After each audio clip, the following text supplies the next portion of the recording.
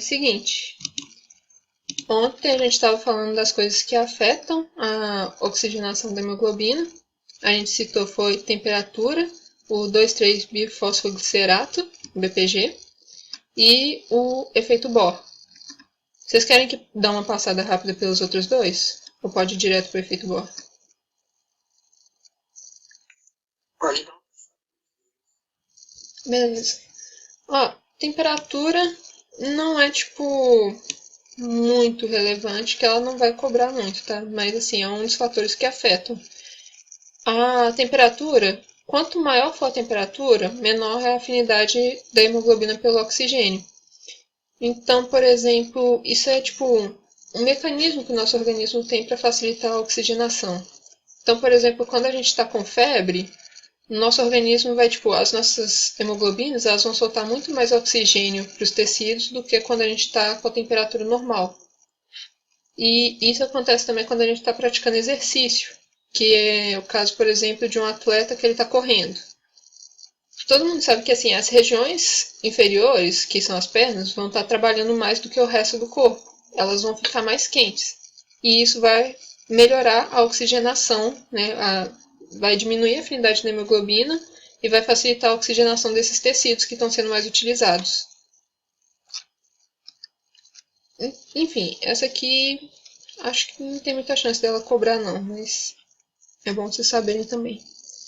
O 2,3-bifosfoglicerato, ou BPG, a função dele, a única função dele é literalmente reduzir a afinidade da hemoglobina pelo oxigênio. É só isso, é só para isso que ele serve.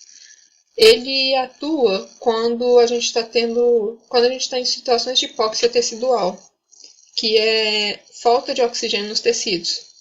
O que acontece? A hemoglobina, quando ela vai ligar com o oxigênio, ela sofre algumas conformações, algumas mudanças conformacionais, que são aqueles negócios dos dímeros se afastarem ou se aproximarem. Eu vou mudar pro pente aqui que eu vou desenhar de novo isso.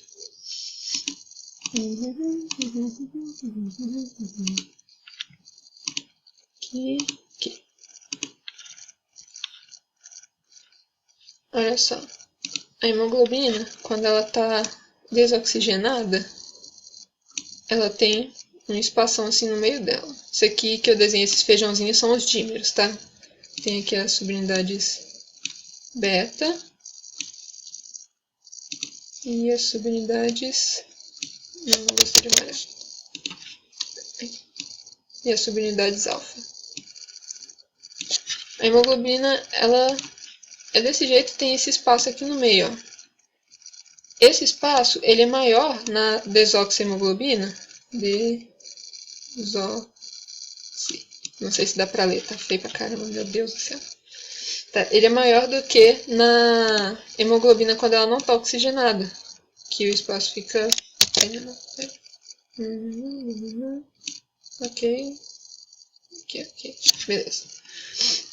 Aí é o seguinte, o que o BPG faz? Quando a hemoglobina vai para o pulmão, para ela ser oxigenada, ela vai estar ela vai estar com esse espaço aqui maior, que ela vai estar desoxigenada. O BPG ele vem e liga aqui no meio. E aí, quando ele liga aqui no meio, se dificulta para esse espaço da hemoglobina diminuir depois. Os dímeros vão ter maior dificuldade para se aproximarem outra vez. Então aqui, o BPG está aqui no meio, ela vai ligar com o oxigênio de todo jeito, porque o pulmão tem alta concentração de oxigênio. Aqui, O2. Só que o que acontece? Como essa conformação não é muito boa para hemoglobina, né? Ela precisa ter esse espaço pequeno para poder ligar com o O2. Como ele está aqui impedindo da hemoglobina fechar totalmente, acaba que a afinidade da hemoglobina fica reduzida pelo oxigênio. E quando a afinidade da hemoglobina pelo oxigênio reduz, ela tem tendência a liberar oxigênio mais fácil. Então, quando chegar lá no tecido, a hemoglobina vai soltar o oxigênio muito mais fácil e isso aumenta a oxigenação. Nossa, que ó feio, meu Deus do céu. Tá. O2 e tecido.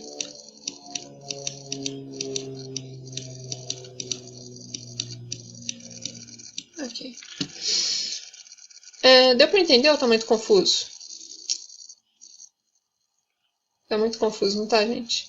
Vou falar.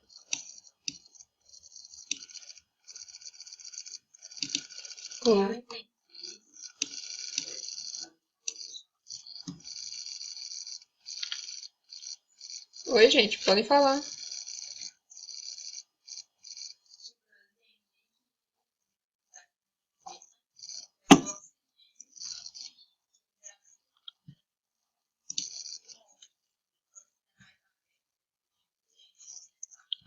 É porque, tipo assim, você tava no monitor de ontem, não, né? Ou tava? Natália. Desculpa que eu ainda não memorizei sua voz, Natália. Eu lembro do seu rostinho, enfim. É porque é o seguinte. Você lembra que eu falei que a hemoglobina ela sofre algumas mudanças conformacionais depois que o grupo M liga no oxigênio? Vou até desenhar aqui para os outros entenderem também. Aqui, ó, tem um grupo M. Quando o grupo M vem e liga com o oxigênio, ele vai sofrer uma mudança na estrutura dele e vai desencadear um monte de mudanças que vai além da estrutura dele, vai para toda a globina, toda a subunidade aqui. E aí, quando essa subunidade sofre essas mudanças na estrutura, essas mudanças acabam chegando até as outras subunidades também. E aí, isso faz com que toda a hemoglobina acabe mudando. Deixa eu ver, eu vou abrir o livro aqui, que aí eu posso mostrar as imagens para vocês, talvez vocês entendam melhor. Mas, enquanto tá abrindo, vou continuar. Enfim, a hemoglobina ela vai sofrer essas mudanças e isso causa aquela movimentação dos dímeros que a Angélica falou. Quando os dímeros se movimentam e depois que o primeiro grupo M ligou com oxigênio, isso facilita para que os outros grupos M liguem com oxigênio. Então, assim, todos eles vão começar a ligar consecutivamente, porque o primeiro ligou. Mas aí tá. Isso aqui, tipo assim, a hemoglobina ela estava desoxigenada e aí quando acontecer essas ligações, ela vai ficar desse jeito aqui, ó, fechadinha, tá vendo? O buraquinho que tinha ali no meio não vai ter mais, ele vai ficar pequeno. E aí é que entra o BPG, porque aí quando a hemoglobina está desoxigenada, ou seja, não está com esses oxigênios ligados aqui e ela está com essa cavidade no centro maior, o BPG vai vir e ligar aqui. Aí quando ele liga aqui, é tipo assim. Vocês conseguem me ver aqui, ver minha câmera? Tipo assim, imagina que isso aqui, cada potinho desse seja um dímero. Isso aqui é um dímero, isso aqui é outro. Quando a hemoglobina ela liga com o oxigênio, é isso aqui que acontece com os dímeros, eles se aproximam. Então o espaço aqui no meio vai diminuir, que é o mesmo espaço que está ali onde o BPG liga. Só que aí imagina que essa caixinha de mentes aqui é o BPG. Se a hemoglobina está desoxigenada, chegar aqui e receber um BPG no meio dela, isso vai dificultar para que os dímeros se aproximem novamente. E essa conformação, essa estrutura dos dímeros afastados, não favorece a ligação com o oxigênio. A hemoglobina vai ficar com baixa afinidade pelo oxigênio por eles estarem assim afastados um do outro. E aí, quando chega no tecido, tipo assim, no pulmão, mesmo que ela tenha baixa afinidade, ela vai ligar com o oxigênio de todo jeito. Então, aqui, por exemplo, oxigênio. Ela vai ligar de todo jeito. Só que isso por quê? Porque o pulmão tem alta concentração de oxigênio. Quando chega no tecido, em que o tecido tem baixa concentração de oxigênio, ainda mais quando a gente está tendo hipóxia tecidual, que é a falta de oxigênio no tecido, que pode acontecer, tipo, por asma ou por você estar simplesmente praticando exercício, sabe? No tecido vai ter baixa concentração de oxigênio e como a afinidade da hemoglobina está reduzida pelo oxigênio, ela vai soltar esse oxigênio mais fácil. E por ela soltar o oxigênio, as moléculas de oxigênio mais fácil, aumenta e acelera a oxigenação dos tecidos. Deu para entender?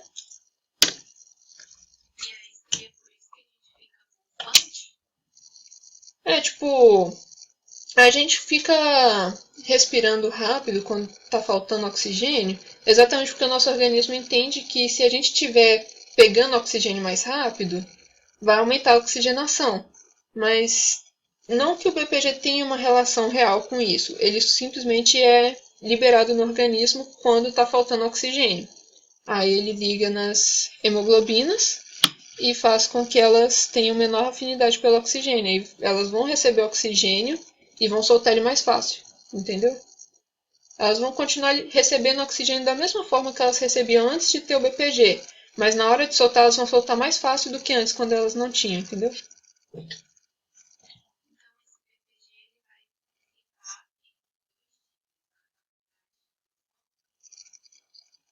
Eu não lembro se é cavidade hidrofóbica, essa no centro. Mas é basicamente isso, ele fica na cavidade entre os dois dímeros. Deixa eu ver, eu vou abrir o livro aqui.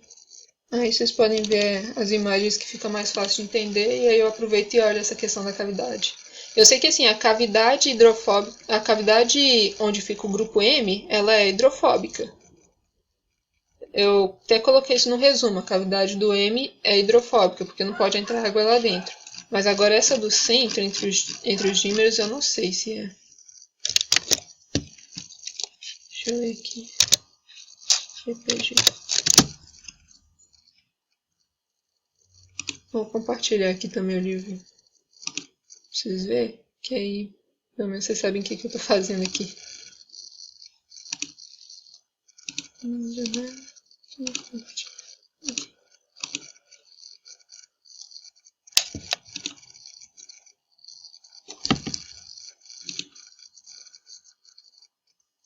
Aqui.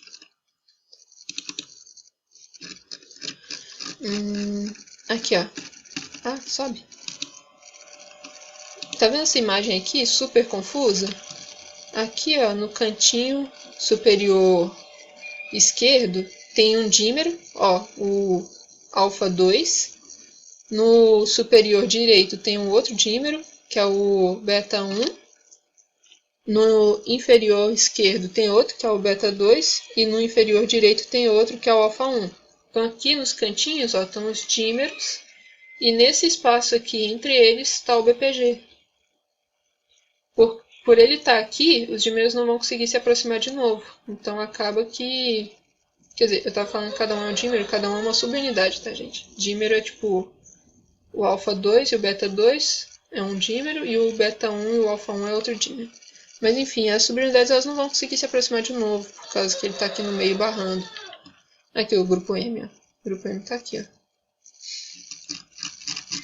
Deixa eu ver se tem mais alguma outra coisa que eu posso usar aqui.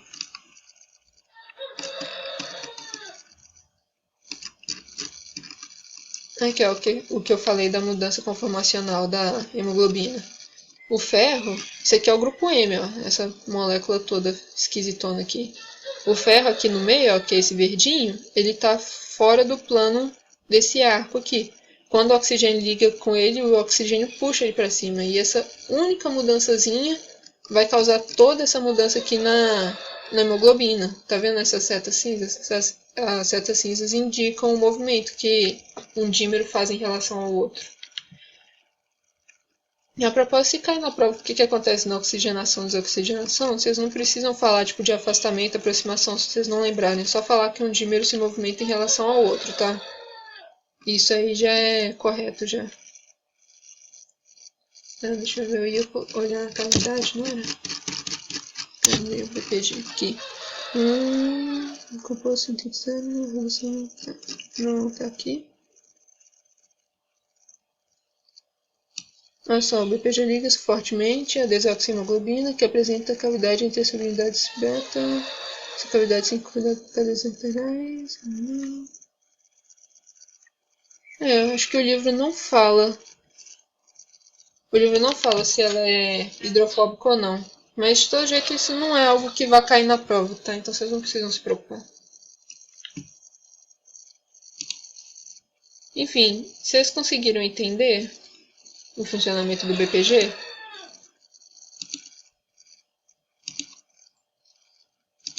Se alguém tiver ficado com dúvida, pode falar, tá?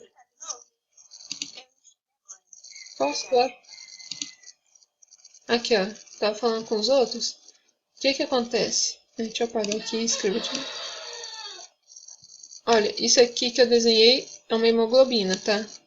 De vermelho você tem as subunidades beta, de roxo você tem as subunidades alfa. E essa esfera, esse feijãozinho azul que eu fiz em volta delas, é os dímeros. Aí o que que acontece? Eu estava explicando aqui o funcionamento do BPG. O BPG ele faz o seguinte, quando a hemoglobina ela vai receber o oxigênio, ela está nessa conformação aqui, ó. Os dímeros eles ficam mais afastados quando a hemoglobina está sem oxigênio. E aí quando ela vai para o pulmão, esses dímeros eles se aproximam, a cavidade entre eles aqui no meio ó, fica menor. E isso é o que favorece a ligação do oxigênio com a hemoglobina. Então aqui, por exemplo, o primeiro grupo M ligou com O2. Ele vai sofrer uma mudança que vai ser desencadeada em toda a subunidade e da subunidade vai para as outras também, que vai fazer elas ligarem mais facilmente com o oxigênio. Detalhe, gente, essa facilidade que as outras subunidades vão ter para ligar com o oxigênio, por causa que a primeira ligou, isso é a cooperatividade, tá bom? Então, se cair na prova, vocês já sabem, cooperatividade é quando as outras subunidades vão ter maior facilidade para ligar depois que a primeira ligou. Então tá aqui. A hemoglobina vai ligar com os outros oxigênios. E aí depois que ela liga, ela passa a ter essa conformação aqui. Essa estrutura, ela vai ficar com a cavidade menor. Isso é uma estrutura que a hemoglobina adquire que deixa ela com... Como é que fala? Que é favorável para a ligação dela com o oxigênio. Só que o que acontece? Quando a gente está tendo hipóxia tecidual, que é a falta de oxigênio nos tecidos, o nosso corpo precisa de alguns mecanismos para aumentar essa oxigenação. E é aí que entra o BPG. O BPG, ele vem aqui nessa cavidadezinha central da hemoglobina e se liga nela aqui. E aí, por ele estar aqui no meio, isso vai dificultar para que os dímeros se aproximem e fiquem nessa forma, que é a forma da hemoglobina oxigenada. Ou seja, vai dificultar para a cavidade diminuir. Sem a cavidade diminuir, a hemoglobina vai ter afinidade reduzida pelo oxigênio. E aí o que acontece? Quando ela vai para o pulmão, ela vai receber aquele oxigênio normalmente como ela já recebe. Mas quando ela chega no tecido, que está com baixa concentração de oxigênio, ela vai liberar esse oxigênio muito mais fácil. E aí isso acelera e aumenta a oxigenação dos tecidos. Eu estava usando de exemplo aqui, pessoal. Você consegue ver a minha câmera? Sim. Aqui, ó. Imagine que cada caixinha dessa seja um dos dímeros da hemoglobina. O dímero, lembrando, é uma subunidade beta e uma subunidade alfa. Mas enfim, ó. Cada um desses aqui é um dímero. Quando a hemoglobina está desoxigenada, esses dímeros eles ficam afastados um do outro. E aí, quando ela é oxigenada, eles se aproximam. Essa forma aproximada deles é algo que, assim, é uma forma que favorece a ligação com o oxigênio. Só que se eu pegar e colocar um BPG no meio, olha só, tipo, eles precisam se aproximar para poder ligar direito com o oxigênio. Só que se eu colocar o BPG no meio, os dímeros não vão se aproximar como eles deveriam. E isso reduz a afinidade pelo oxigênio. Então, como eu disse, a hemoglobina vai ligar com o oxigênio do mesmo jeito quando ela chegar no pulmão, porque lá tem alta concentração de oxigênio. Só que quando chegar no tecido, que tem baixa concentração, ela vai soltar o oxigênio muito mais fácil. E aí, tipo, soltando esse oxigênio muito mais fácil, ela vai conseguir fornecer mais oxigênio para o tecido. Deu para entender? Se não tiver dado, você pode falar. Então tá bom. Agora vamos passar para a parte que o pessoal está mais em dúvida.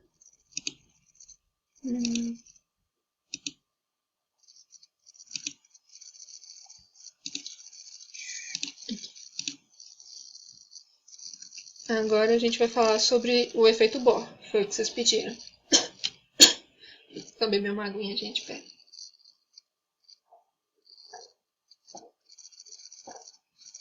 Nossa, hoje o tempo tá muito seco. Meu Deus. Enfim, o efeito Bohr, ele é tipo a influência do pH e da concentração, ou vocês podem acabar lendo em algum lugar também como pressão do gás carbônico sobre a afinidade da hemoglobina pelo oxigênio. O que acontece?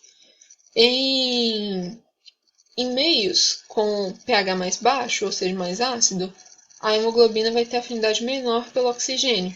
E a mesma coisa sobre a... Quer dizer, a mesma coisa não é o inverso. Sobre a pressão de gás carbônico, ou concentração de gás carbônico. Onde tiver maior concentração de gás carbônico, a afinidade da hemoglobina é menor. Eu vou desenhar para vocês o porquê aqui. Aqui. Aí, voltando no pente.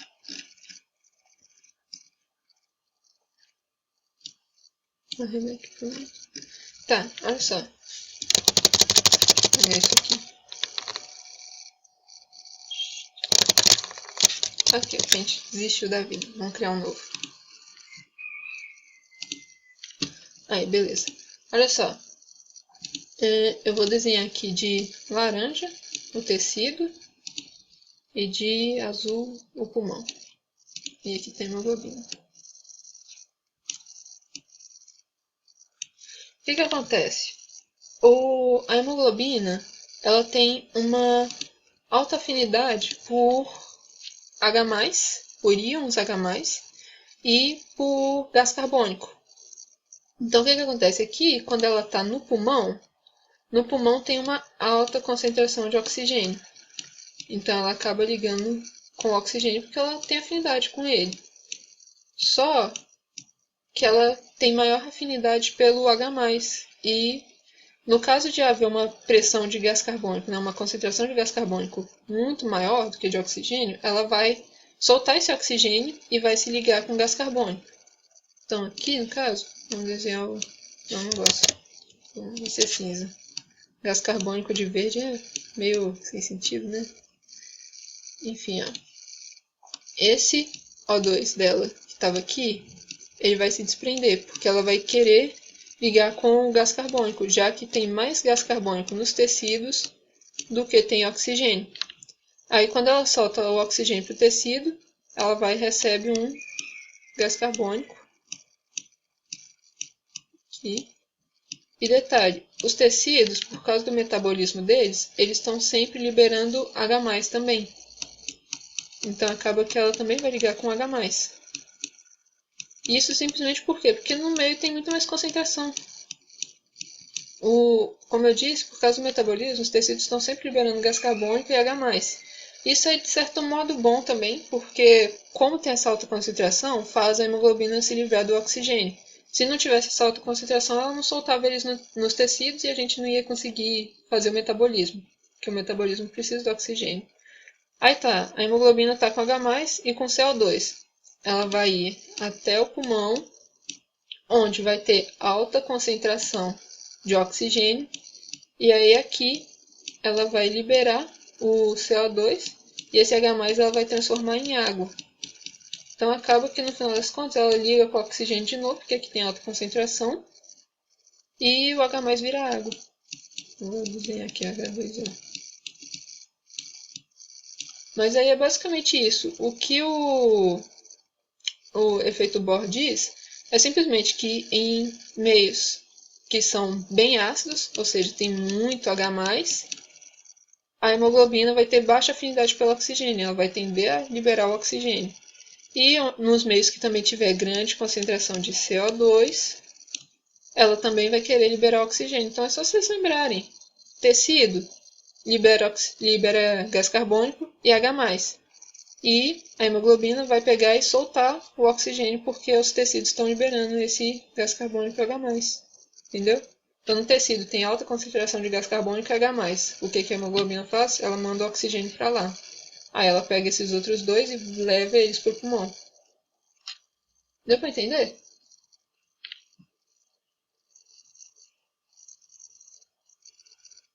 Gente, vocês estão aí? Alô? Uhum. Ok.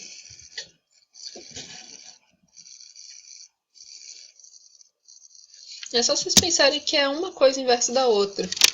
O que tem alta concentração nos tecidos? Gás carbônico e H+. E o que tem alta concentração no pulmão? Oxigênio. Então, onde tiver oxigênio, ela vai liberar gás carbônico e H+. Onde tiver gás carbônico e H+, ela vai liberar oxigênio. É basicamente isso que o efeito Bohr diz, é a ação do pH e do gás carbônico sobre a afinidade da hemoglobina com o oxigênio.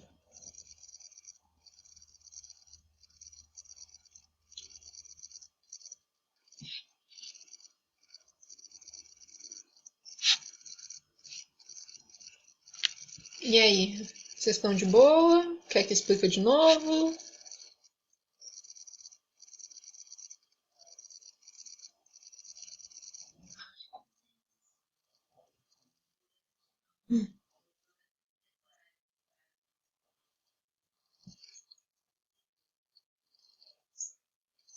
Ok. Só na da Natália?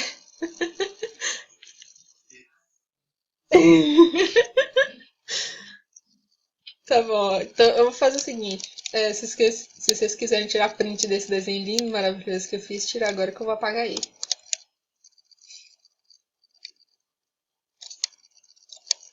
Ok, bom. Vou apagar. Vamos ver se eu consigo apagar só a parte que eu quero. Ok, não apaga mais que isso. Acho que tá bom. Enfim, ó. Hemoglobina foi pro pulmão. O pulmão tem o quê? Alta concentração de oxigênio. Então ela vai ligar com o oxigênio. Aí ela vai ir até o tecido. E o tecido tem o quê?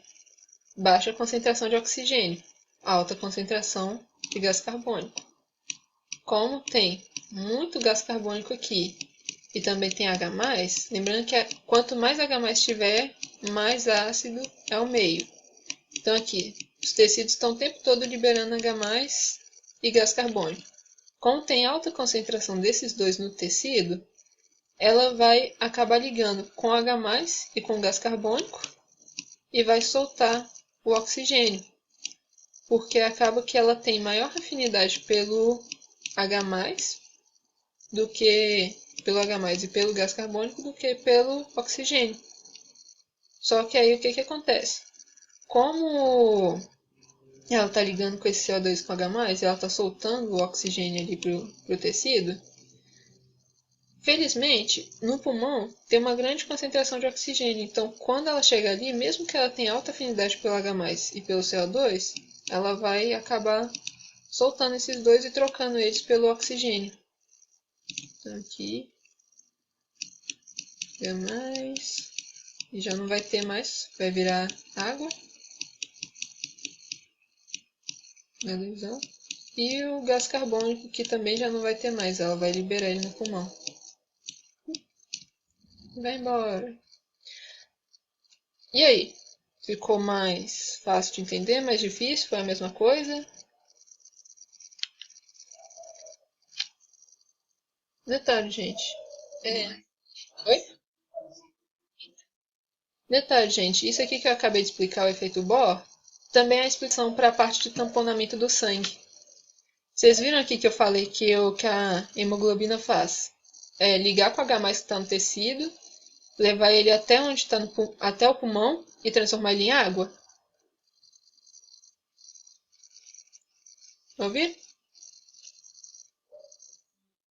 Enfim, ela pegar esse H+ e transformar ele em água é a ação tamponante dela. Ela transformando isso aqui em água, a água é o quê? É neutra, tem pH neutro. O H+, deixaria o meio mais ácido, mas como a hemoglobina já pegou ele, já fez todo o trabalho duro aqui, aí acaba que o meio fica com pH controlado. Isso é a ação tamponante da hemoglobina.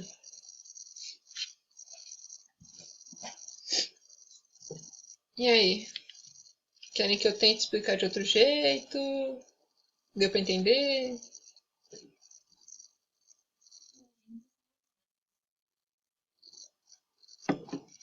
E aí, Bruno? Deu pra entender agora? Quer dizer, você acha que a Natália entendeu?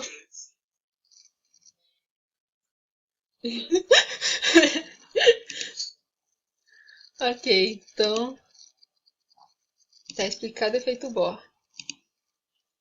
Vamos voltar aqui pro resuminho. Vocês querem que explique a ação tamponante do sangue? Ou não precisa?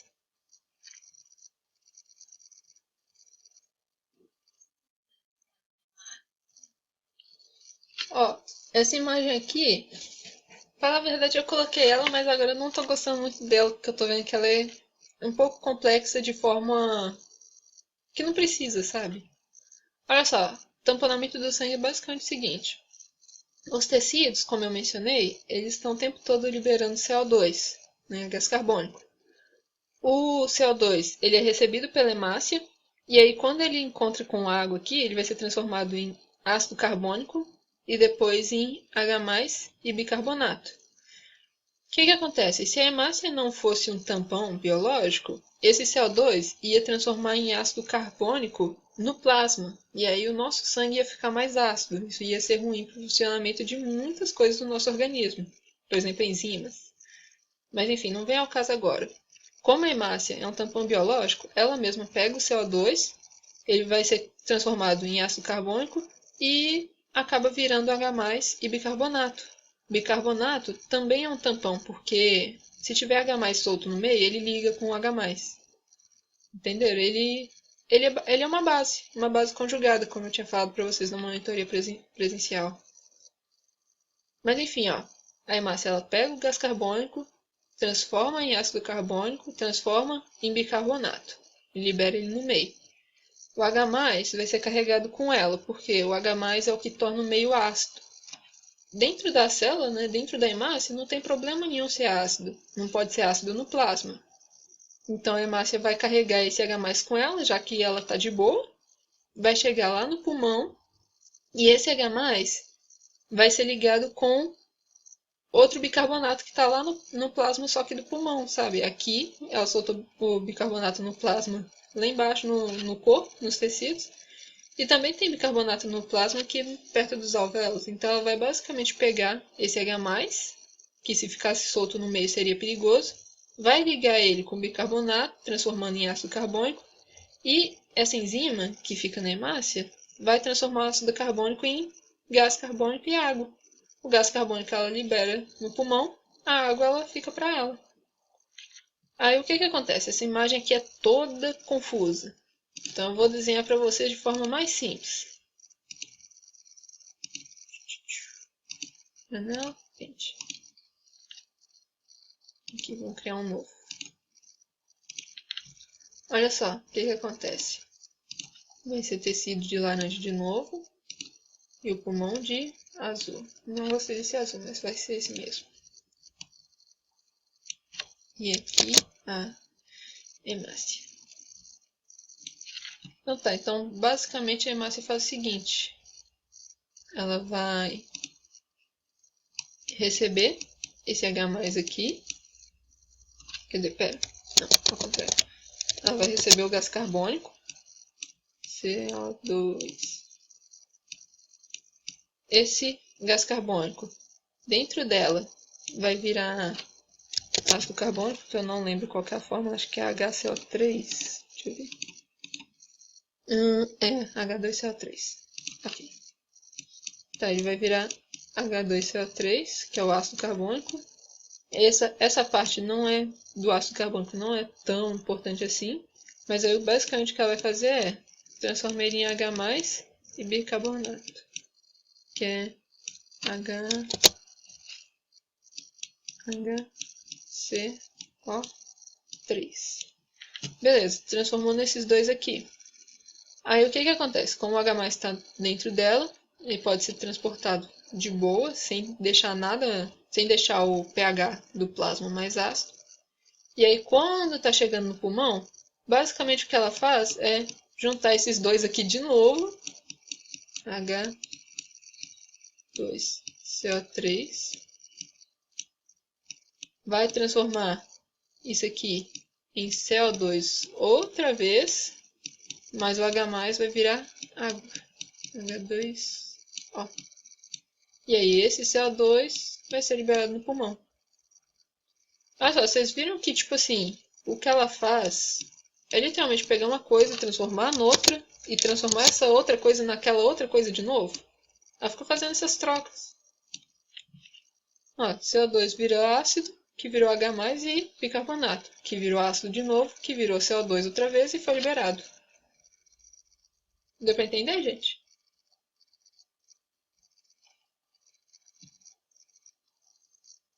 Vocês estão aí? Enfim, essa aqui é a ação tamponante da hemoglobina, né, do sangue. Aí o que acontece? Essa imagem aqui, que vocês me pediram para explicar, por que eu falei que eu não gosto dela? Porque ela pega e mistura dois processos em um só, quando não tem necessidade. Então ali eu fiz um desenho bem didático, explicando o tamponamento do sangue. Aqui tem tanto o tamponamento do sangue quanto a oxigenação ao mesmo tempo. Então vocês veem aqui que tem oxigênio entrando na hemácia e saindo também. Mas é tipo, só pegar aquele desenho que eu fiz agora e colocar uma seta cruzando ele com oxigênio. O oxigênio entra e sai em algum momento, entendeu? Ele entra quando a hemácia está no pulmão, sai quando ela chega nos tecidos.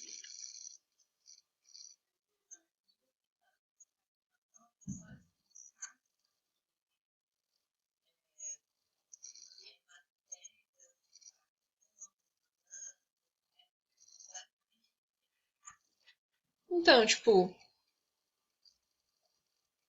eu não queria dizer isso porque talvez aí vocês não queiram estudar essa parte, mas tipo assim, no semestre passado, por exemplo, ela não chegou a cobrar isso aqui, essa explicação na prova.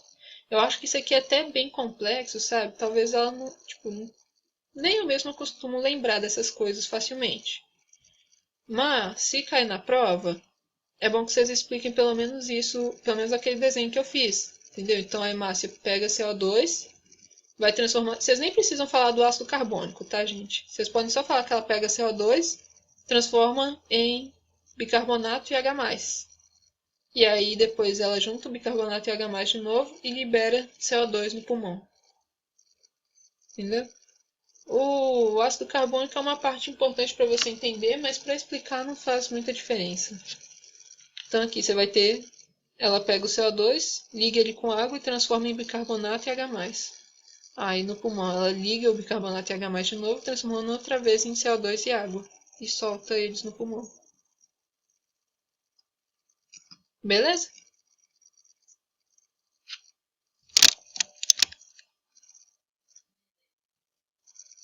Então, agora a gente pode passar para carboidratos e lipídios? Ou alguém quer saber mais alguma coisa de hemoglobina?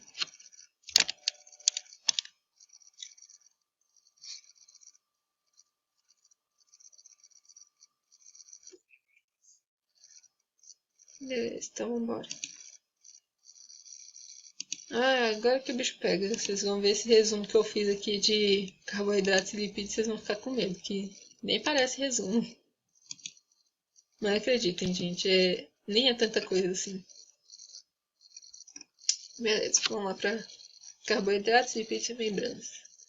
Vocês querem, tipo, que faz uma revisão da matéria? Ou vocês querem ir tirando dúvidas? Que às vezes vocês já estudaram, não sei.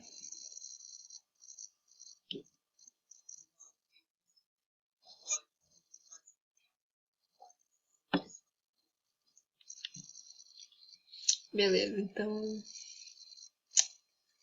E você, Bruno? Bruna? E aí? Beleza, então vamos lá. Bom, começando pelos carboidratos. Esse conceito aqui de polidroxialdeídos ou polidroxicetonas, vocês não precisam saber o que é isso. Isso aqui vocês só precisam decorar essas palavras, porque se cair na prova, vocês vão ter a palavra decorada, mas vocês não precisam saber o que é, tá? Bom, açúcares, como vocês já devem imaginar, são aqueles carboidratos que têm sabor doce, então glicose mesmo, frutose, a gente consome isso direto, né? Adoçante, o próprio açúcar que a gente tem na cozinha. Funções deles: sustentação, reserva e ligação com lipídios e proteínas. Sustentação é o caso, por exemplo, da... esqueci a palavra agora. Ela tá aqui embaixo. Cadê? Aqui, da celulose. Que, tipo assim, os vegetais tudo tem esse carboidrato, sabe, na estrutura deles. Tanto que você já deve ter ouvido falar que a gente não digere celulose, os bovinos conseguem digerir porque eles têm umas bactérias lá. Enfim, sustentação é para literalmente sustentar as células vegetais. Reserva, que é o caso do amido e do glicogênio. Amido é assim, a coisa que a gente mais consome na nossa alimentação. E ligação com lipídios e proteínas é o caso das lipoproteínas, que está mais lá no final do resumo e eu vou explicar para vocês quando chegar lá. Bom, os tipos. Tem os monossacarídeos, que são o tipo mais simples, que é o caso da glicose. Ela é uma única moléculazinha, de um único anelzinho de carbonos. Detalhe, os monossacarídeos, eles podem ser classificados pelo número de carbonos, mas isso eu acho que tem pouca chance dela cobrar na prova, tá? Isso não é tão relevante assim. Tipo, tem coisas mais importantes para vocês gastarem espaço no cérebro. Mas enfim, os monossacarídeos eles podem ser compostos de 3 carbonos, que são as trioses, de 4, que são as tetroses, de 5, que são as pentoses, de 6, que são as hexoses, ou de 7, que são as heptoses. No caso aqui, por exemplo, o meu monossacarídeo ele tem 4 carbonos, então é uma tetrose. Enfim, tem os oligossacarídeos, que são carboidratos formados por poucos resíduos de monossacarídeos, que é o caso desse que eu fiz aqui agora, que eu fiz há um tempo aqui já. Enfim, esse aqui é um disacarídeo, porque ele tem 2 monossacarídeos. Os oligossacarídeos, eles geralmente são disacarídeos ou trissacarídeos, eles geralmente têm poucas moléculas mesmo de monossacarídeos.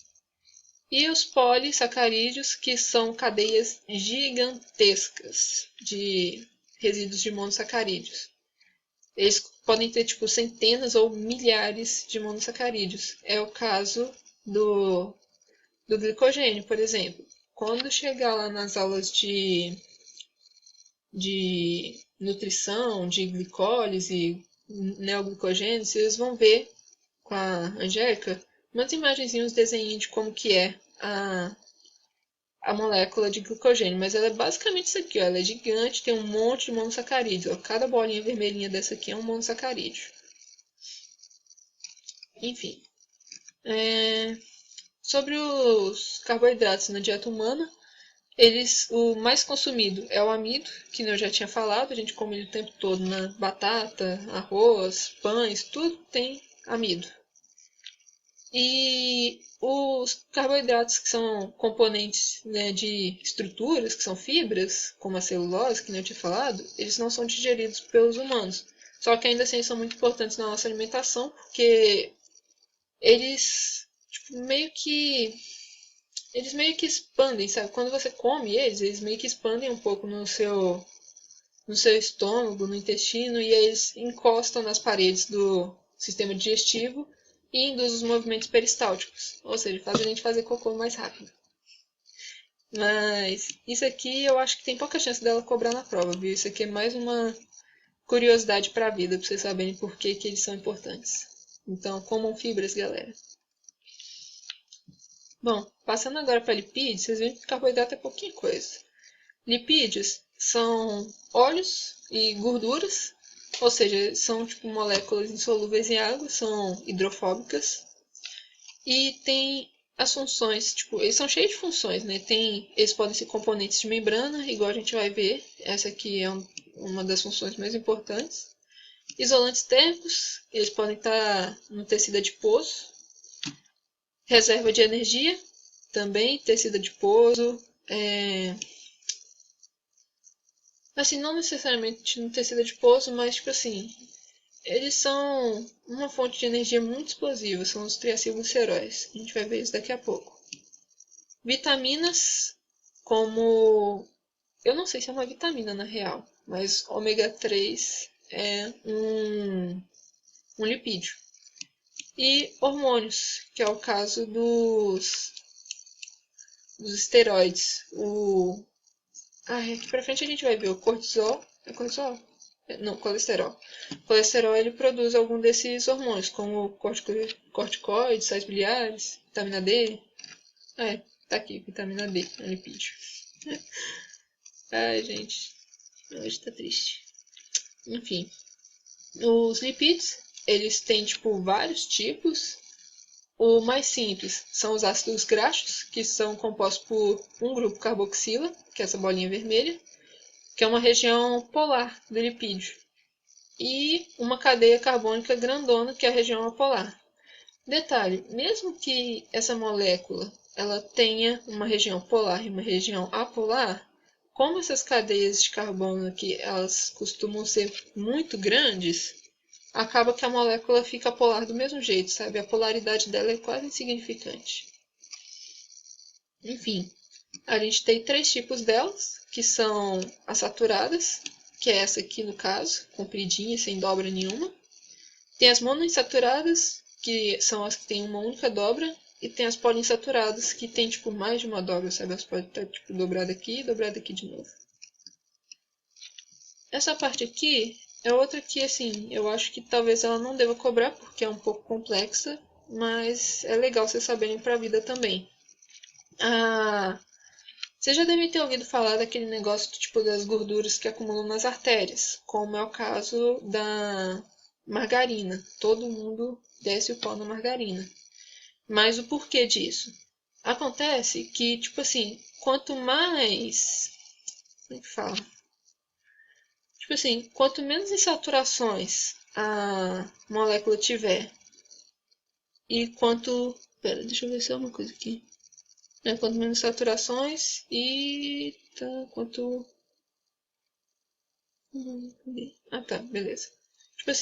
Quanto maior for a cadeia e quanto menos saturações tiver, maior a temperatura de fusão da molécula. Só que, o tamanho não faz tanta diferença para esse caso aqui. Vamos levar em consideração mais as insaturações. Acontece que essas moléculas saturadas, como elas são compridinhas retinhas desse jeito, fica muito fácil delas estabelecerem ligações mais fortes contra moléculas dessas. Então, por exemplo, aqui, essa daqui está assim. Imagina que aqui do lado tenha outra molécula igual a essa aqui do lado. Vai ser muito mais fácil para você encaixar essas duas moléculas e fazer uma ligação mais forte entre elas do que no caso dessas que tem dobras. Então, quanto mais insaturações essas moléculas tiverem, menor vai ser o ponto de fusão delas, porque vai precisar de uma quantidade muito mínima de calor para elas se quebrarem. E aí, por causa disso, as moléculas saturadas, as gorduras saturadas, elas são ruins. Porque o que acontece? Por elas terem uma temperatura de fusão, um ponto de fusão muito alto, quando você consome elas, o calor que o seu organismo produz não vai ser suficiente para deixá-las líquidas, elas vão continuar sólidas. E aí acaba que, estando sólidas, elas vão entupir as artérias. As monoinsaturadas e as poliinsaturadas, elas são óleos mesmo. Elas não são sólidas, elas são líquidas na temperatura ambiente. Então, quando você consome elas vão passar facilmente pelas artérias, não vão entupir. Por isso que é bom vocês consumirem mais abacate e peixe, no caso, que tem o ômega 3, né? Consumir mais as monoinsaturadas e poliinsaturadas do que as saturadas, que é o caso da carne vermelha, é o caso da margarina, porque elas são sólidas em temperatura ambiente e vão entupir as artérias. A margarina, eu não sei se ela vai cobrar isso na prova, mas é um caso curioso. A margarina ela é produzida com óleo vegetal, como vocês já sabem, ou como muitos sabem, talvez nem todos. Só que o que acontece? Ela sofre um processo industrial de saturação. Ela tem as insaturações dela, mas aí na fábrica eles forçam ela a ficar saturada. Isso deixa ela com uma temperatura de fusão muito alta, ou seja, precisa de muita energia para poder fazer ela ficar líquida. E aí a gente come ela, você pode deixar a margarina fora da geladeira o quanto vocês quiserem que ela não vai derreter. E aí nós mesmos vamos lá e comemos isso, sabe? Isso vai entupir as artérias.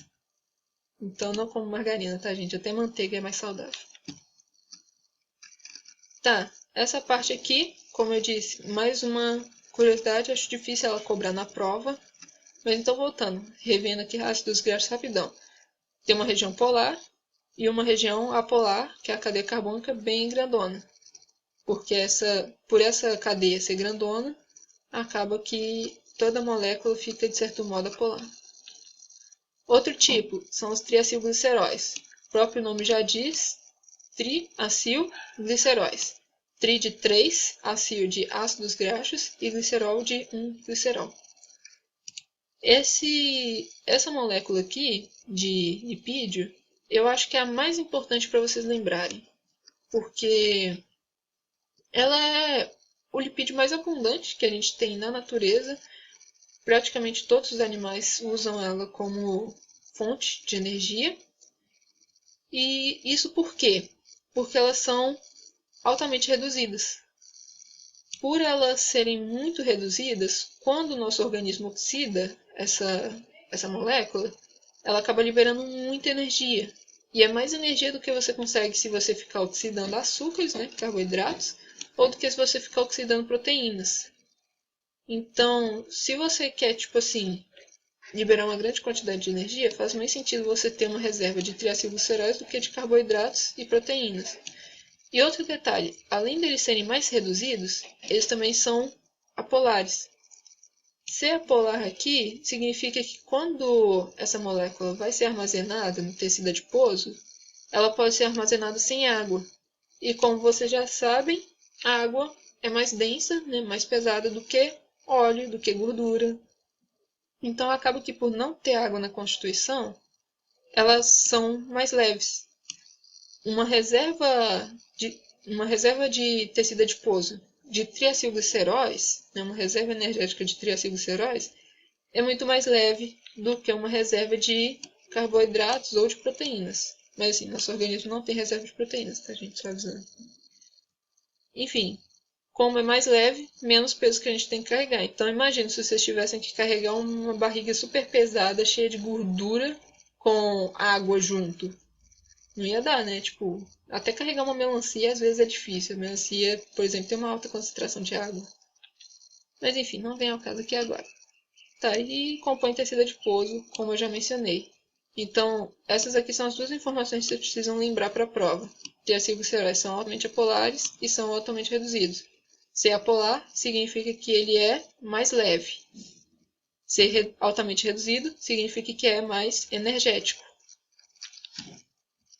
Então tá aqui a desenho para vocês entenderem a molécula de triacilglicerol. Tem uns outros dois lipídios que ela falou na aula, que são os fosfolipídios e o outro eu não lembro, mas eu nem fiz questão de colocar eles aqui porque eu acho que ela não vai cobrar. Eles são muito complexos e não tem necessidade de vocês saberem eles. Agora passando para os esteroides. O principal esteroide que a gente tem no nosso organismo é o colesterol. Mas, assim, geralmente a gente costuma associar colesterol a coisa ruim. Só que o colesterol ele é muito importante no nosso organismo. A gente não pode ter uma quantidade zero dele. Ih, gente, só um segundo, peraí. Meu pai tá me ligando, rapidão.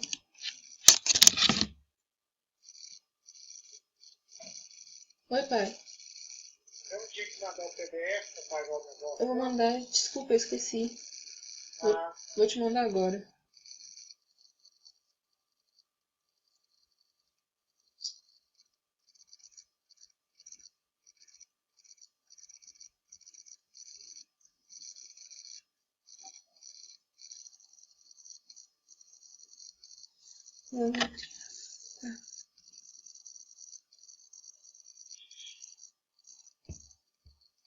Qual que é o seu e-mail, pai? Ou você prefere que eu envie no WhatsApp? Não, mandar no WhatsApp. É só mandar no e-mail.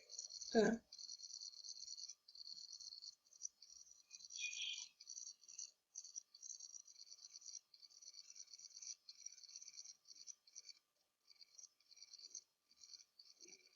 Aqui, eu vou te mandar aí agora, tá?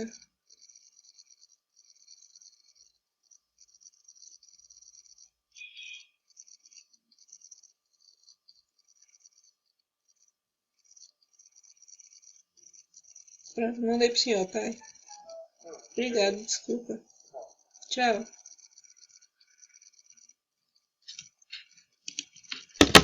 Desculpa, gente. Negócio de banco. Foi mal. Tá, voltando aqui agora. O esteroide mais importante, como eu disse, é o colesterol. Só que a gente costuma associar ele a coisa ruim, porque geralmente ele está associado a caso de aterosclerose. Acho que é esse o nome. Que é, como eu tinha mencionado antes, é o entupimento das artérias. Só que assim, o colesterol, ele é essencial no nosso organismo. Óbvio que não em grandes quantidades, né? Mas ainda assim ele é essencial. Você não pode ter uma quantidade zero dele. Isso porque, primeiro, ele é precursor dos outros esteroides, que podem ser tipo hormônios, corticoides, sais biliares, vitamina D. Ou seja, ele é importante para sintetizar tudo isso aqui. Se não tiver colesterol no organismo, não tem como sintetizar essas outras coisas. E ele também atua nas membranas celulares. O que acontece? As membranas celulares, elas são fluidas, elas são moles. Só que elas não podem ser muito moles também. Então, o colesterol no meio delas vai aumentar a rigidez delas. Então, numa quantidade ideal de colesterol no organismo, você vai ter uma rigidez ideal ou uma moleza ideal das membranas celulares. Isso aqui, essa segunda função, eu diria que é a mais importante vocês lembrarem, tá? Que é aumentar a rigidez das membranas.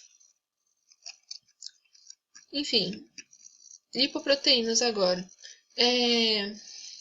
Eu já tinha comentado com vocês aqui antes que cadê? Aqui. Que os lipídios eles podem ser componentes de membrana, mas aí o que acontece? Os lipídios, na verdade, eles são tipo a membrana, praticamente. Toda a membrana é constituída de lipídios. Elas têm alguns outros componentes ali também, mas a maior quantidade são lipídios. E aí é o seguinte, os lipídios, por causa da forma deles, eles podem formar as lipoproteínas, que são essas esferinhas que transportam, além dos lipídios, também transportam proteínas e carboidratos junto dela. Essas lipoproteínas, eu vou falar mais um pouco ali à frente. Elas são tipo micelas, sabe? Quando eu for falar de micelas, vou explicar melhor. Mas olha só, essa região de bolinhas aqui do lado de fora é uma região polar. Como essas lipoproteínas, elas meio que ficam flutuando, né? Elas ficam navegando no nosso plasma, no nosso sangue. O nosso plasma, ele é hidrofílico, né? Tem água ali. E aí acaba que para serem transportados, o ideal é que o lado de fora delas seja polar. Por isso que as cabecinhas ficam todas voltadas para o lado de fora e as perninhas para o lado de dentro. Como essas perninhas que são apolares, que são essas perninhas aqui do ácido graxo, ó, a cadeia carbônica que eu tinha falado, como elas ficam voltadas todas para o lado de dentro, o líquido que tem aqui no meio, né, tipo o centro, ele é apolar também. Porque aí acaba que esse fluido aqui no meio, ele fica ligado às perninhas da membrana. E aí aqui no meio são transportadas outras proteínas, lipídios, que têm característica hidrofóbica. Aqui vocês podem ver que tem alguns que tem só a perninha e não tem nenhuma bolinha, nem nada. São alguns compostos que eles não têm nenhuma parte polar. Eles são totalmente apolares. Aí por isso que eles ficam aqui no centro meio que só sendo levados. Isso aqui é tipo um barquinho, sabe? É um submarino. A região de fora é a parte hidrofílica, né? Que liga com água. É a parte que torna isso aqui meio que tipo... É o impermeável do submarino. E a parte de dentro é onde se ligam os outros, que é tipo como se a gente fosse as pessoinhas dentro do submarino. A gente vai segurando nas perninhas do submarino. Gente, que exemplo que eu dei, mas tudo bem. Se vocês entenderem, tá valendo. Enfim, ó. E essas lipoproteínas, elas podem ser classificadas quanto à densidade delas. Só que assim, quanto à densidade é um jeito de falar, né? Você vai estar classificando elas quanto à quantidade de lipídios que tem ali ou de proteínas. O que que acontece? Eu tinha mencionado que os lipídios eles são leves, né? Porque eles são hidrofóbicos, então não tem água na constituição. Aí o que que acontece? Essas daqui, que são a LDL e a VLDL, são as lipoproteínas que têm maior constituição de lipídios, né? Low, baixo, e very low, muito baixo. Ou seja, baixa densidade. Quanto menor a densidade, mais lipídio tem. Então, assim, acaba que um dos lipídios que elas transportam é o colesterol. Você tem uma alta quantidade, né, uma alta concentração de LDL ou de VLDL no sangue, significa que você tem muito colesterol no sangue. E como a gente tinha falado, o colesterol ele é útil, ele tem a sua importância, mas você também não pode ter ele em grande quantidade também, né? Você tem que ter ele numa quantidade ideal. Então, por isso que elas são, tipo, as vilãs aqui, sabe? Elas são as malzonas. O ideal é que você tenha menos delas e tenha mais de HDL. Por que mais de HDL? HDL, diferente delas, ela tem alta densidade. Ou seja, significa que ela tem pouca concentração de lipídios. Ela tem maior concentração de proteínas do que lipídios. Quer dizer, não vou dizer que elas têm mais proteínas do que lipídios, mas assim, dentre essas três, é a que menos tem lipídios. Ela vai estar transportando uma quantidade de proteínas maior do que essas outras duas de proteínas, né? E, tipo assim, quanto mais proteína, melhor. E por ter baixa concentração de lipídios, ter mais proteínas, ela vai ter a propriedade de remover colesterol dos tecidos. Enquanto esses dois levam colesterol para o tecido, essa daqui ela tira. Então ela é meio que a lipoproteína boa, é a que a gente tem que ter em maior quantidade no nosso organismo. Se vocês quiserem, tipo assim, se vocês não conseguirem lembrar disso tudo na prova, vocês podem usar um macetinho que o meu colega me ensinou. Créditos ao Arthur Assunção, tá, gente? O H aqui, vocês podem considerar que é o H de herói. É o que salva a sua vida, sabe? Removendo o colesterol. Enfim, por isso que tá verdinho também, faz bem. Tá dando pra entender, gente? Tá dando pra acompanhar? Que agora a gente vai entrar em outra parte.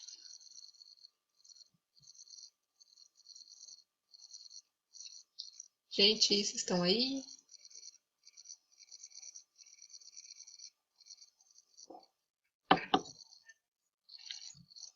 Beleza. Então, indo agora para membranas. Como eu tinha mencionado, os lipídios, eles são tipo a membrana é feita deles, sabe? Eles são o composto, né, o nutriente mais importante das membranas. As membranas elas também têm proteínas, têm carboidratos, mas em menor quantidade. Enfim, conceito basiquinho de membrana, né? É o elemento mediador da comunicação entre a célula e o meio externo.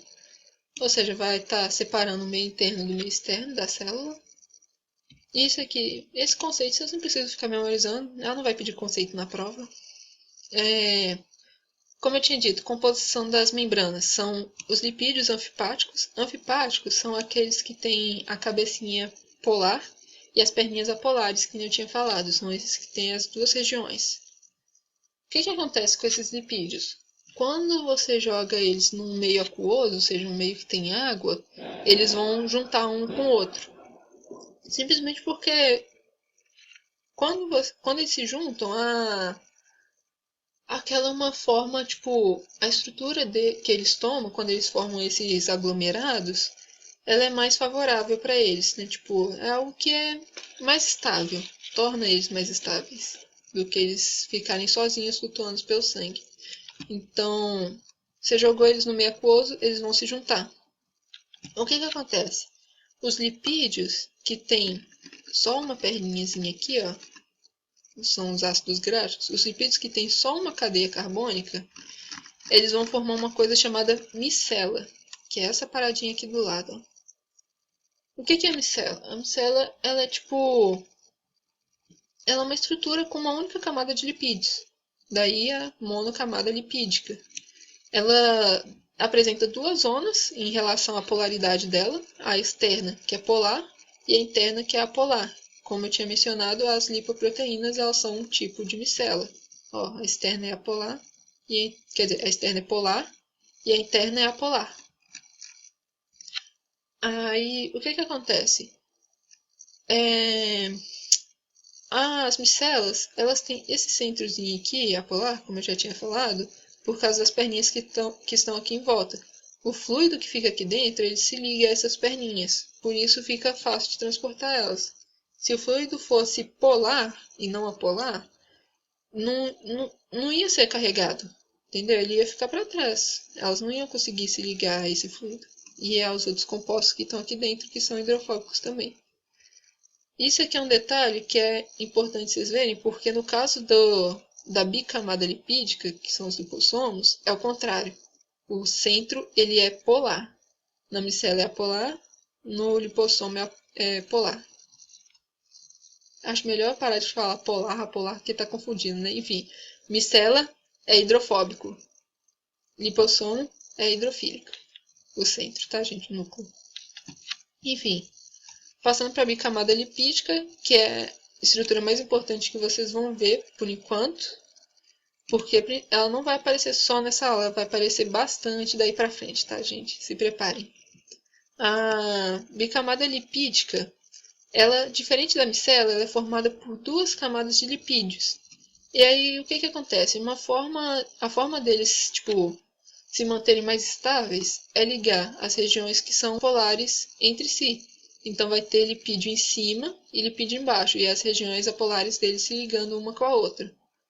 Por causa disso, vai formar tipo um sanduichão aqui, ó. Vai ter uma parte de cima que ela vai ser polar, uma parte de baixo que vai ser polar também. E o centro entre essas duas é a polar. E aí, o que acontece? Isso aqui, ela vai formando, e aí ela tende a, se fechar e se tornar uma estrutura fechada, para não deixar nenhum buraco, nenhuma cavidade aqui em contato com o meio externo. Ela se fecha e forma estruturas como o lipossomo ou como as membranas celulares. As próprias membranas das nossas células são formadas de bicamada lipídica. E aí, o que acontece? Como ela formou um sanduichão de 3 domínios, 2 polares e 1 apolar, ela até é permeável a moléculas, estruturas, compostos que são apolares. Eles conseguem atravessar essa camadinha mais externa, né, a camada mais externa que é polar, e como aqui a camada maior, que é a camada central, ela é apolar, né, ela é hidrofóbica, eles conseguem atravessar tranquilamente, porque eles também são hidrofóbicos. Só que agora, aqueles compostos que têm características, que têm polaridade, né, então são hidrofílicos, são solúveis em água, eles não vão conseguir atravessar exatamente por causa dessa camadinha aqui, dessa camadinha central que é hidrofóbica, que é a polar. Então, assim, só uma imagem aqui para vocês verem o que eu estava falando, ó. Os ácidos graxos, que são aqueles que têm uma cadeia carbônica só, eles vão se juntando de forma a originar uma micela, que é uma única camada lipídica. Já esses daqui que eles têm duas, eles são mais... Como fala? Eles têm uma estrutura menos cônica, né? Ela tem uma estrutura menos cônica e mais cilíndrica, e aí vai formar uma bicamada. A bicamada, com o tempo, ela se fecha e forma isso aqui, que é o lipossomo, ou a membrana celular, membrana das células. Aqui eu coloquei escrito para vocês lembrarem, mas eu já falei isso. Enfim, como eu estava falando, deixa eu ver, eu estava falando da permeabilidade da membrana, né? Isso. Aqui, ó. O que eu tinha mencionado antes. As membranas, elas são fluidas, elas são molinhas. O colesterol é uma das coisas mais importantes que tem aqui no meio, que deixa elas mais rígidas. Ele é tipo... Deixa eu ver aqui. Sei lá, imagina que vocês estão fazendo uma torre de batata com queijo. Para você conseguir fazer uma torre de batata com queijo, você vai ter que colocar um palito de churrasco ali no meio segurando, sabe? Vai deixar a torre de batata mais rígida. É a mesma coisa que o colesterol faz, ele é o palito da membrana. As membranas também têm as proteínas integradas, que eu vou falar delas ali daqui a pouco, elas são bem importantes também. As proteínas integradas são aquelas que atravessam toda a membrana. Elas vão do lado externo da parede até o lado interno. E as proteínas periféricas são aquelas que ficam só na periferia. Elas podem estar tanto do lado de dentro da membrana celular, né, ou do lipossomo, quanto elas podem estar do lado de fora também.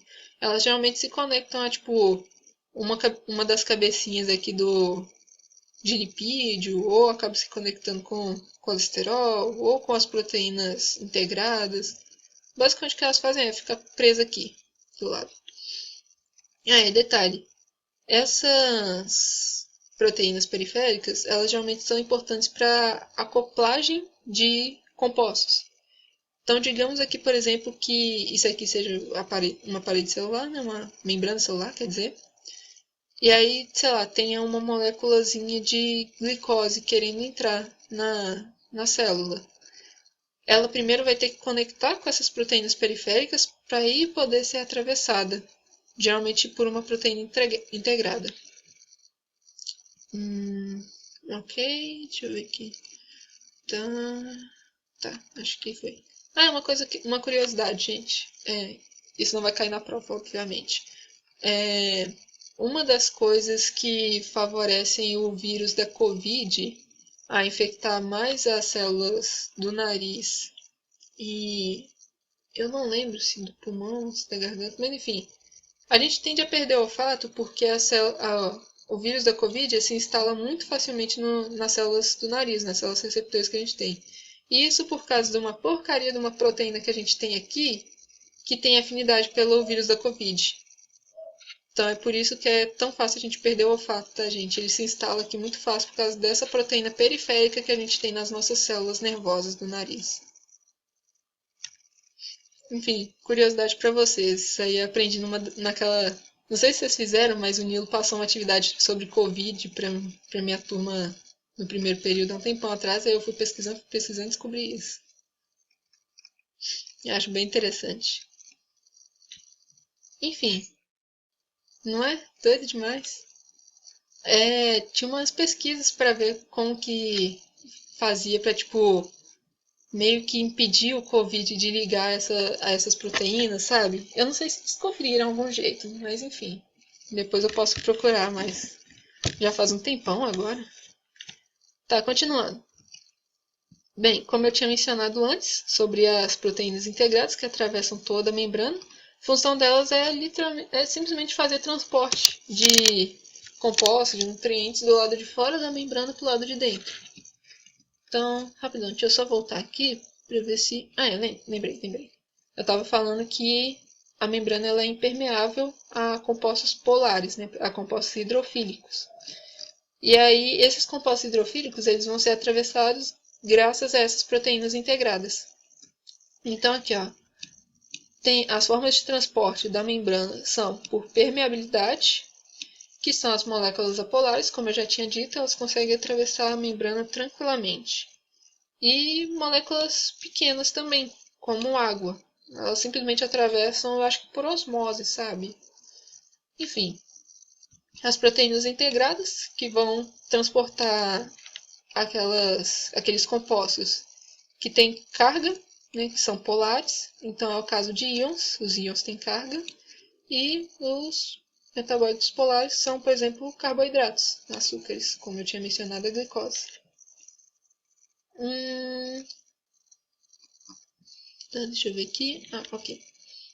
Enfim, essas proteínas integradas, elas podem ser de, tipo, dois tipos. Elas podem formar canais, ou seja, pode simplesmente ser uma proteína que tem um buraco cheio de água, e aí esses compostos que se ligam com água vão simplesmente atravessar isso aqui, sem mais nem menos. E tem isso aqui, detalhe, esse atravessar aqui, eu acho que seria transporte passivo, sabe? Não gasta energia, o composto só vai passar pelo buraquinho que tem água. E podem ser permeases ou translocases, que são como se fossem enzimas, sabe? A proteína está aqui. Detalhe, geralmente elas estão associadas a proteínas periféricas, como eu disse. Elas vão pegar esse composto, vamos dizer como se fosse a glicose. Vão pegar a glicose aqui, e aí a proteína vai fazer o composto atravessar a membrana. Ela meio que vai, tipo, se movimentar, sabe? Vai sofrer alterações ali na estrutura dela para poder fazer esse composto atravessar pelo lado de dentro da membrana. Ou seja, isso aqui seria transporte ativo, gastaria energia para isso acontecer. E o último tipo, que é por endocitose ou exocitose, que é a mesma coisa que as amebas fazem para se alimentar, sabe? Vocês já devem ter visto vídeo de ameba. Todo biólogo no início da faculdade já viu vídeo de ameba comendo células e tudo mais. Enfim, é a mesma coisa. As moléculas que são muito grandes, as macromoléculas, ou seja, geralmente são proteínas, as proteínas elas não vão conseguir atravessar, tipo, não vai ter como atravessar uma proteína por outra proteína aqui. São moléculas muito grandes. Então, para elas entrarem nas células, vai ser por endocitose. Elas vão chegar aqui, vão se ligar, geralmente com proteínas periféricas, como eu tinha dito antes. Essas proteínas periféricas vão dar o sinal para a célula formar uma vesícula. Aí essa vesícula aqui vai entrar para dentro da célula. Depois que ela entrou dentro da célula, ela é desmanchada. E as proteínas que estavam do lado de fora vão ser liberadas do lado de dentro, para o que for preciso. Bom, é isso, gente. Acabou! E... Tem mais coisa do que isso, só que eu tenho certeza que a Angélica não vai cobrar, porque já fica complexo demais, então o resto vocês podem ficar tranquilos.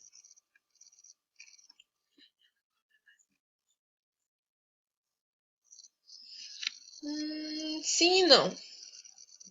Tipo, acontece de algumas coisas que ela colocar nos exercícios cair na prova, só que geralmente ela pede, tipo, o que tá no exercício, ela pede de forma diferente do que tá no exercício, entendeu? Tipo assim, deixa eu ver aqui uma explicação. Eu tinha dado exemplo na monitoria prática, por exemplo, quando eu estava falando de reações exergônicas, que são aquelas que liberam energia, e reações endergônicas, que são aquelas que recebem. Digamos que a Angélica, tipo, ela monte um exercício, e aí no exercício ela vai estar perguntando o que é uma reação exergônica, o que é uma reação endergônica. Ela não vai colocar assim na prova, sabe? Na prova cairia, tipo, a glicose libera menos 31 kJ. A glicose, quer dizer, a glicose e a oxidação dela tem um ΔG de menos 31 kJ por mol. E aí ela vai perguntar se aquilo ali é uma reação exergônica ou endergônica, entendeu? Ela não vai fazer Ctrl+C, Ctrl+V do exercício, mas o conteúdo tá ali.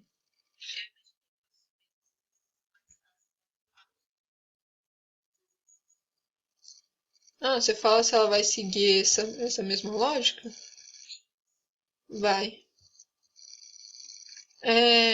Mas outra coisa também. Tipo, ela cobra. Dá pra dizer que tudo que tá no slide dela, ela cobra, sabe? Só que, tipo, não tudo exatamente. Ela pode cobrar qualquer coisa que tá ali no slide. Então, por exemplo, tem muita coisa que não cai nos exercícios, mas que tá no slide dela, sabe? E aí tem chance dela cobrar aquelas coisas.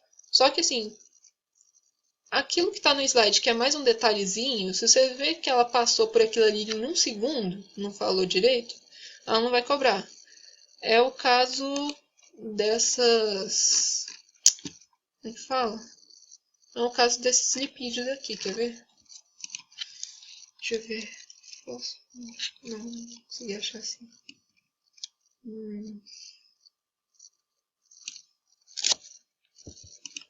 Vou mudar pro livro aqui rapidão.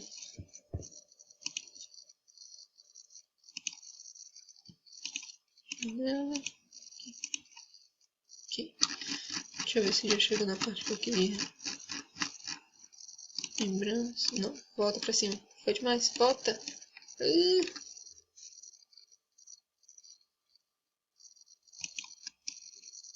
Aqui, vai. Aqui, achei.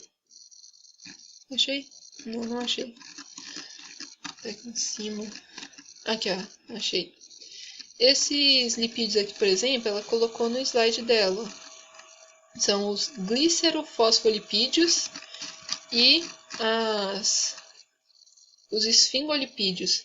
Isso aqui tá no slide dela, tá explicadão lá. Só que eu tenho certeza que tanto comigo quanto com vocês, ela passou por esses dois em questão de segundos. Então, assim, não tem como vocês aprenderem isso em questão de segundos. Então, garanto que ela não vai cobrar isso. É complexo demais. Olha só essa estrutura esquisita que eles têm. Mas, enfim, ó. Por exemplo, no slide dela tem falando sobre os antimetabólitos. Antimetabólitos são, por exemplo, uma das coisas que as plantas produzem para evitar predação. Ela passou por isso rapidinho também, mas tem uma chance de cair. Por quê? Porque não é algo tão complexo, é algo que você consegue memorizar, entendeu?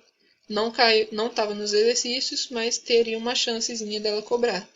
Não que eu acho que ela vá, mas tem chance. Entendeu?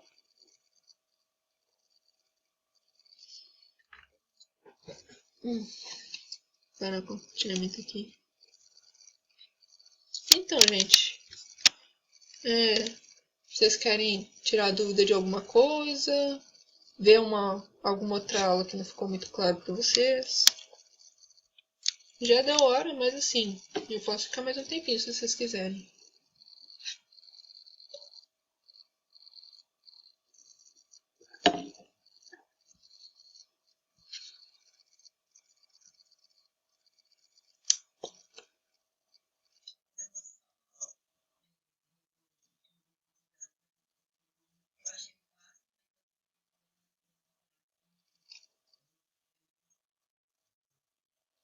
Ok.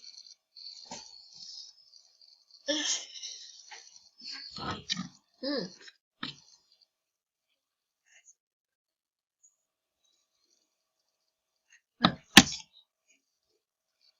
Pera, qual? Ah, levógeno e destrógeno. Isso. Olha, isso eu também posso garantir que ela não vai cobrar, mas se você quiser eu posso explicar. Tá, eu vou. Oi.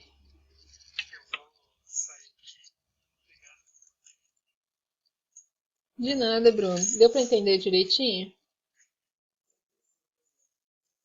Beleza, que bom. Ó, quando você estiver estudando, se surgir alguma dúvida, mesmo não tendo monitoria, você pode me mandar mensagem que eu respondo, tá? Falou. Tchauzinho. Estamos aqui de volta no Paint. Tá transmitindo o Paint?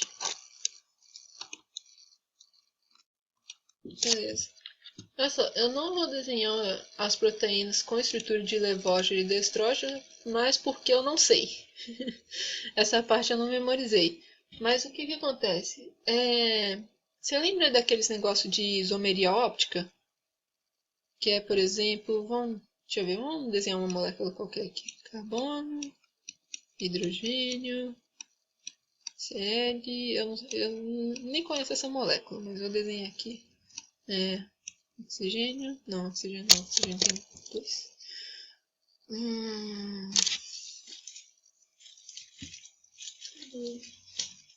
Ixi, tá, vamos botar um fósforo aqui então. Tá, fósforo? Não, esse aqui é outro. Esse aqui é esse, beleza. Tá, e vamos botar um BR que vai saber o que que é isso, mas ok. Ok. Tá, digamos que a gente tem essa molécula aqui. E aí ela tem essa conformação. O que que acontece?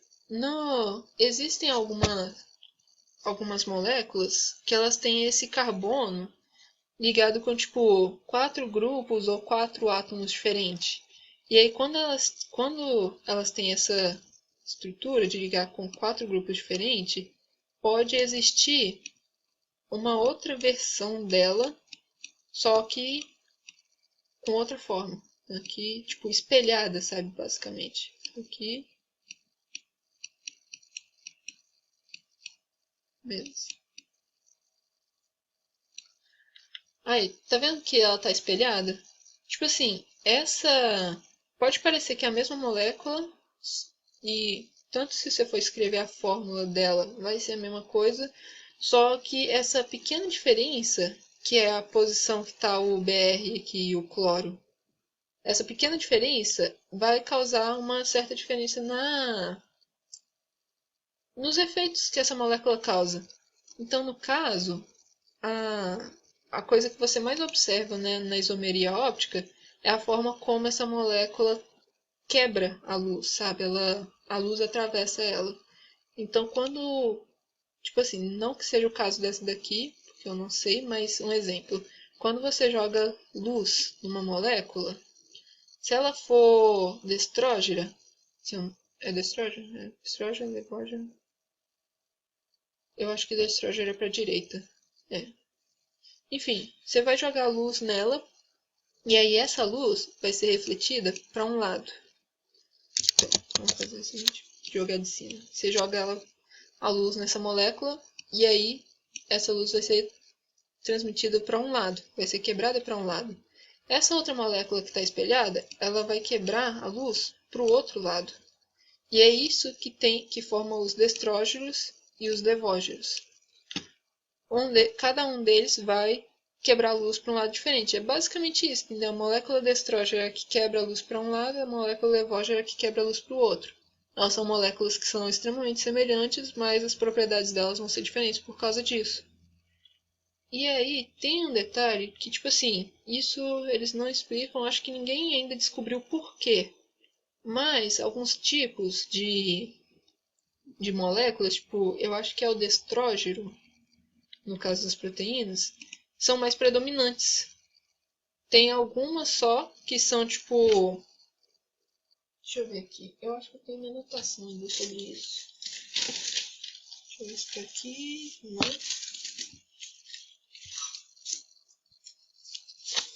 Gente, quem imaginaria que eu ia pegar meus resumos de bioquímica de 6 meses atrás? Aqui, bonito. Aqui. Cadê? Aqui são os esteroisômeros. Os aminoácidos das proteínas, eles são levógeros. Por algum motivo tem essa predominância no mundo animal. Só que os destrógeros pode existir em algumas coisas também, como é o caso acho que é da membrana plasmática das bactérias. E aí, tipo, não lembro direito isso. É isso mesmo, na parede celular das bactérias. Enfim, é só basicamente isso, sabe? É a mesma molécula, só que com alguns átomos ou grupos funcionais trocados de lugar, de lado. E aí, por causa disso, transmite a luz para lados diferentes e por algum motivo existe mais predominância de um na natureza do que do outro. Os destrógeros, eles estão presentes mesmo nas paredes celulares das bactérias e os levógeros estão presentes mesmo nos aminoácidos dos animais e tudo mais. Aminoácidos, bactérias. Deu pra entender?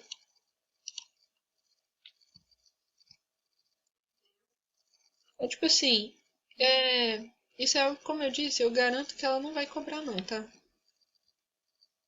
Porque foge um pouco do foco da matéria. Isso é uma explicação interessante, importante quando você está vendo sobre aminoácidos no começo, mas daqui pra frente você nunca mais vai ver isso. A menos que você pegue o trabalho dela sobre sobre esteroisômeros, né? Destrógenos. Ela vai passar um trabalho para vocês daqui a um tempo e ela vai sugerir uns temas. Tem um tema que é sobre isso.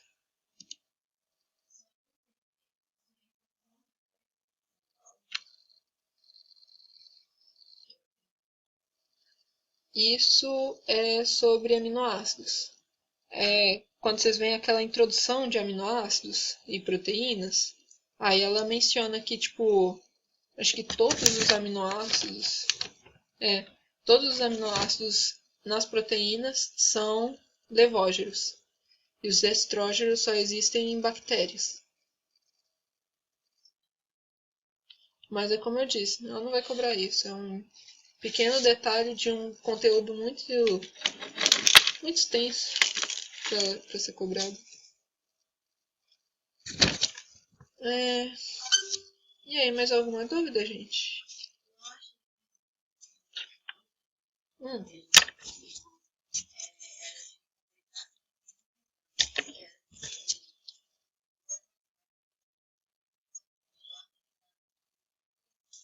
Ah, essa aí. Triacilgliceróis ou triglicérides. É, é aquilo que eu falei aqui, ó. Peraí, vamos transmitir de novo.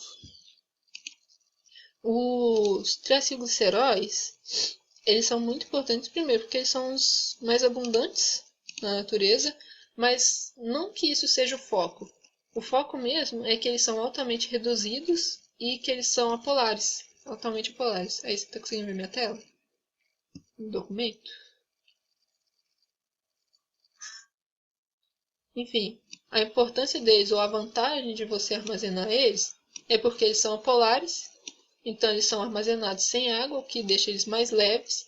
Se você armazenasse qualquer outra molécula que leva água na composição como fonte de energia, a gente ia ter que carregar uma fonte de energia muito pesada, um estoque de energia muito pesado. Que é o caso de... Deixa eu ver. É o caso de algumas proteínas, sabe? Algumas proteínas elas são polares, elas são hidrofóbicas. E aí tem água junto delas, na composição delas. Por ter água, elas são mais pesadas do que uma simples molécula de triacilglicerol. Entendeu? Então a vantagem deles, primeira são apolares, então podem ser armazenados sem água, o que deixa eles mais leves. A segunda vantagem é que eles são altamente reduzidos. Eles são compostos muito energéticos. Então, quando você oxida eles, a oxidação deles vai liberar mais energia do que outros macronutrientes, do que outros compostos. Então, assim, se você oxidasse, se você tivesse uma fonte de carboidrato ou uma fonte de proteína, um estoque de carboidrato ou de proteína, e usasse aquilo como reserva energética, você ia, tipo, ter pouquíssima energia no seu organismo, sabe? Você ia ter que ficar comendo o tempo todo. Só que como a gente armazena triacilglicerol, e ele é muito energético, uma moléculazinha de triacilglicerol que você quebra, você vai ter uma explosão de energia. E aí você não precisa ficar comendo o tempo todo ou armazenando muita fonte de energia, né? Muito estoque. Não precisa fazer um estoque muito grande. Um pouquinho só já é suficiente. E a outra vantagem deles é que eles compõem o tecido adiposo. O tecido adiposo, uma das principais coisas dele que é importante para a gente é manter o nosso organismo aquecido. Ele é isolante térmico. Então, o triacilglicerol é apolar, ou seja, ele é leve, altamente reduzido, ele é muito energético e ele compõe o tecido adiposo. Ele é um isolante térmico. Entendeu? De nada. E aí, gente, mais alguma dúvida? Alguém quer aproveitar aí para fazer correção de exercício também? As demais, se tiverem dúvida em algum exercício também, pode olhar aí agora e me perguntar de uma vez.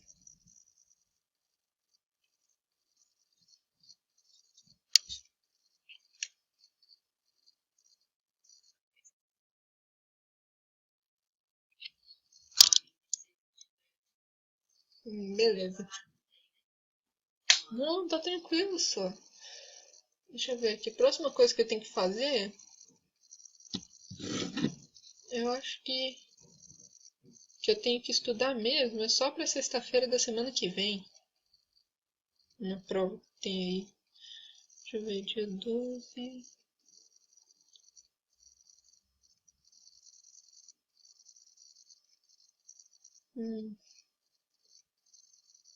É, a coisa mais urgente que eu tenho é pra dia 16. Então, assim, de mais urgente que eu tinha até agora era a prova de vocês.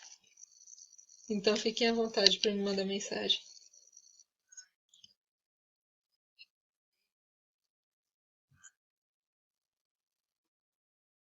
Beleza.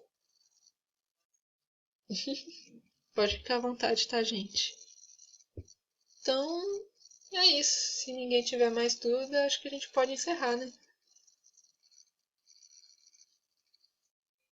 Eu vou dar uma olhada como é que ficou a gravação dessa vez. Tomara que dessa vez tenha dado certo.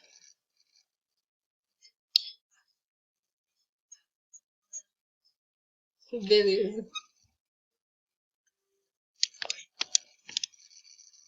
Enfim. Tchau pra vocês então. Bianca, Fernanda, Marcos, vocês estão aí?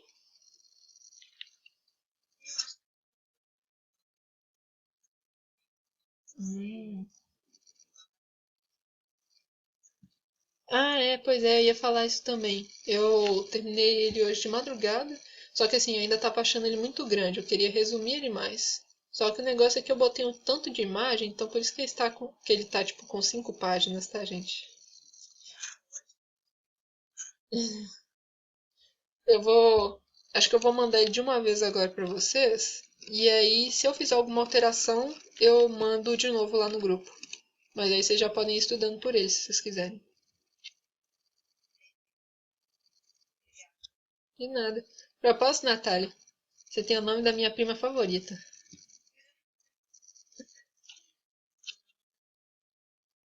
Difícil esquecer, viu?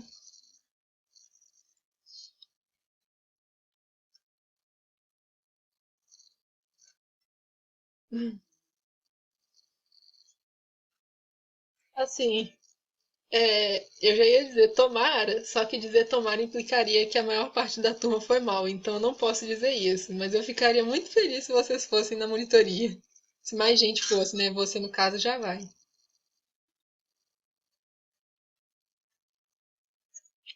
Eu sei. Eu sei. A de fanerógamas, não é?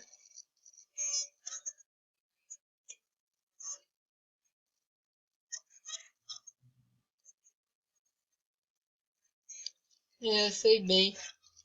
Semestre passado eu também achei chatão de ficar indo nas monitorias obrigatórias de fanerógamas.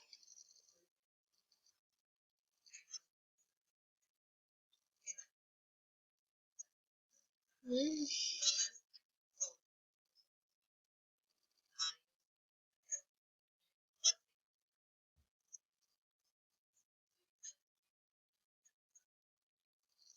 tá bom, tá bom. Então vocês continuam gostando de mim, né? Não tô dando monitoria ruim, não, né? Ai, que bom. Mas, ó, qualquer coisa então, eu posso tentar, tipo, pegar alguns dias na semana e trocar a monitoria, tipo, não trocar presencial, sabe? Mas, tipo, colocar monitoria online igual a gente fez essa semana. Aí, às vezes, tipo, porque assim, eu não posso dar toda semana também a monitoria online, porque de todo jeito eu tô gastando meu tempo e daqui pra frente, o semestre vai começar a ficar apertado, né? Mas enfim, mas aí quando der eu posso fazer umas monitorias online pra vocês, nos dias que a gente dá direitinho, né? Na quinta-feira à noite, na sexta-feira. Aí eu pegaria, tipo, em vez de ter a monitoria presencial na segunda, eu deixo esse dia reservado para vocês irem lá para a monitoria de fanerógamas, que é obrigatório, e dou a monitoria online.